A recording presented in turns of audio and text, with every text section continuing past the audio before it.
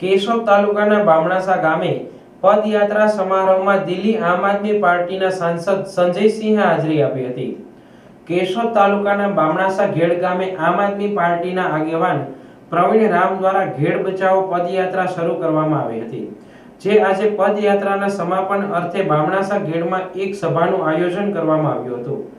દિલ્હી આમ આદમી પાર્ટીના સાંસદ સંજયસિંહ દ્વારા કેશોદના અને માંગરોળના ઘેડ વિસ્તારની સમસ્યાની સાંસદમાં રજૂઆત કરવામાં આવી છે તેવું જણાવ્યું હતું અને સભામાં આમ આદમી પાર્ટીના ગુજરાત પ્રદેશ પ્રમુખ ઈસુદાનભાઈ ગઢવી, ધારાસભ્ય ગોપાલ ઇટાલિયા સહિતના નેતાઓ હાજર રહ્યા હતા।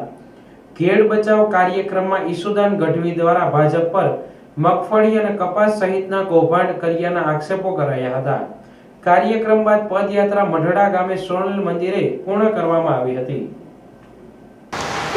ઘેડ વિસ્તારમાં છેલ્લા ઘણા સમયથી પાણીની સમસ્યાઓ છે, પાણી ભરાઈ રહે છે, જણસ છે પાકતી નથી, 3-4 મહિના સુધી પાણી રહે ને ભાજપવાળા 30 વર્ષથી એવું કહે છે કે ભાઈ ઉલટી રકાબી છે, કંઈ થઈ ન શકે અને એટલા માટે ઘણા સમયની પીડા હતી, જેને વાચા આપવા માટે આમ આદમી પાર્ટીના ફ્રન્ટલ પ્રદેશ અધ્યક્ષ અને મજબૂત નેતા જેણે ઇકોઝોનની લડાઈ પણ શરૂઆત કરી હતી એ પ્રવીણભાઈ રામ 14 દિવસની યાત્રા, લગભગ 250 કિલોમીટરની યાત્રા કાઢી પગપાળા અને પદયાત્રા ઘેડ બચાવો પદયાત્રા હતી, જેમાં તમામ આગેવાનો જોડાયા છે, બીજી પાર્ટીઓના આગેવાનો પણ જોડાયા છે, એમને પણ હું અભિનંદન આપું છું।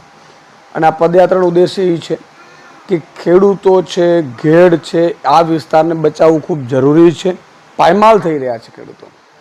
એટલે આજે માનનીય સંજયસિંહજી પધાર્યા હતા, અમારા રાજ્યસભા સાંસદ, અને અમે તમામ લીડરો, પ્રદેશનું નેતૃત્વ હતું અને હજારોની સંખ્યામાં આજે સમાપન સભામાં પણ લોકો ઉપસ્થિત રહ્યા હતા।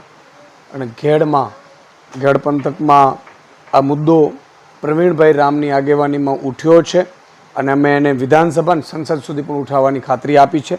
માનનીય અમારા ધારાસભ્યશ્રીઓ વિધાનસભામાં ઉઠાવશે અને અમારા માનનીય સાંસદશ્રીઓ લોકસભામાં પણ આ મુદ્દો ઉઠાવશે। માનનીય સંજયસિંહજીએ ખાતરી પણ આપી છે અને મને પૂરો વિશ્વાસ છે કે કંઈક સારું ખેડૂતોનું થશે।